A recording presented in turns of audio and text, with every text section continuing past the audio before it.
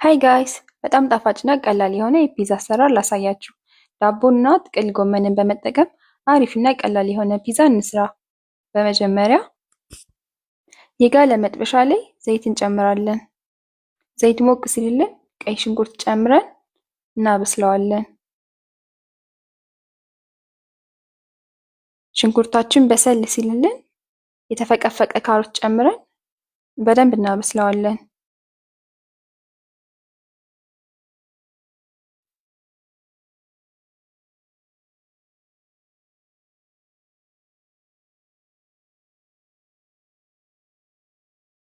ካሮታችን ሲበስል በዚህ መልኩ የተከተፈ ጥቅል ጎመን ጨምረን እናበስለዋለን።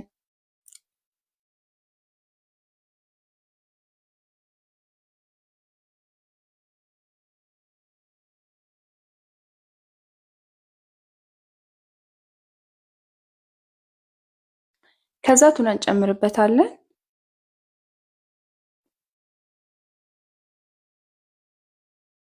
ቱናችን ትንሽ በሰል ካለልን በኋላ ቃሪያ፣ ነጭ ሽንኩርትና ዝንጅብል ጨምረን ትንሽ እናበስለዋለን።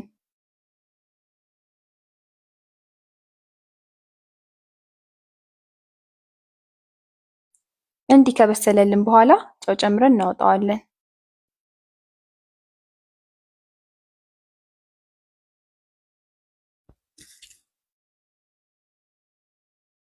መጀመሪያ ፓትራችንን የገብታ ቅቤ ቀብተን ዳቦውን እንደረድራለን። ከዛ ቅድም የሰራነውን ጎመን እናደርግበታለን። ከዛ ቺዝ፣ ከዛ የረፍሬ እናደርግበትና ኦቨን ውስጥ ቺዝ እስከሚቀልጥልን ድረስ እናስገባዋለን። ከወጣ በኋላ ይህን ይመስላል። በጣም ጣፋጭና ቀላል ነው። ሞክሩት።